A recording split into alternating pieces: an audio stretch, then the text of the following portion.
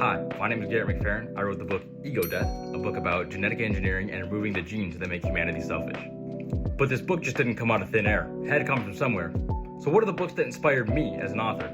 Let's talk about them. First on the list is Alien Clay by Adrian Tchaikovsky. This book talks about an alien planet that's kind of hard for humans to wrap their heads around. And it really helped me to be able to describe the alien species that we find in my book. Next on the list is The Three-Body Problem by Cixin Liu. This is a book, which is a part of a series, that talks about a lot of things, from extraterrestrial communication to the history of China. But what stood out to me about it was how our institutions and how our societies might change when we come across alien life.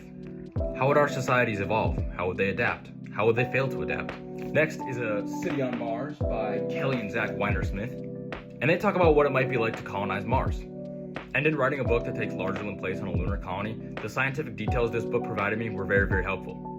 Whether it be protection from solar radiation, the types of protein we'd be most likely to be able to grow on the moon, to even space law, this book really helped me understand what life on the moon really might be like. Next book, Sapiens by Yuval Harari.